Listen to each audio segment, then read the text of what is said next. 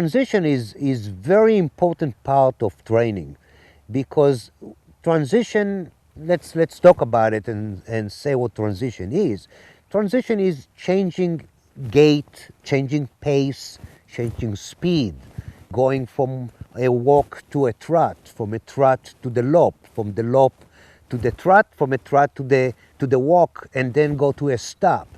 Transition is very important because it's the first stride that the horse take from slow speed to higher speed, from a straight line to a bend. And I always say that the first step into a transition can really tell you what the second step is going to be. So if you run or you rush into transition, you're going to find yourself going too fast, not framed, not together. So it's very important to teach the horse the discipline of waiting for you to tell him when the transition is going to take place. And once you cue the horse, it's become more like a dance, something that choreograph to do the job right. So you walk and then you jog and you go back to a walk or you go back to a lop. It's not something that just shut yourself out of a missile or out of a cannon. It's something that it's maintained in a way that make it look like it's comfortable, make it look like the second one is going to be even a better one. The third stride is going to be maintained in the same way. So transition is something that you're going to spend a lot of time doing from the minute you start riding to the minute you are quit riding.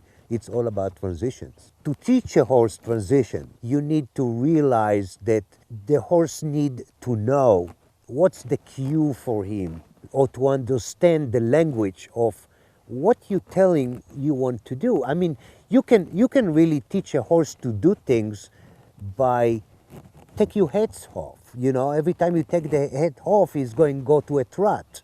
If you give him a cookie, okay, he'll pick up the lop. But we kind of try to find cues or aids that will make sense that the body reacts to our body. He understands my hands touch at the rein. He understands that my legs are around his rib cage. My seat is over his pelvis. So my pelvis is mimicking the way the horse pelvis is moving. My legs are bringing the hind legs of the horse under my seat, and then my seat are communicating with the energy that need to push the horse forward. My hands is really kind of a phone line between my brain to his brain, that every time I'm sending a message, okay, he understands it and he send me a message back, I got it. So it's a way of always communicating and telling the horse what's going to happen next. I want you to walk. I don't want you to walk.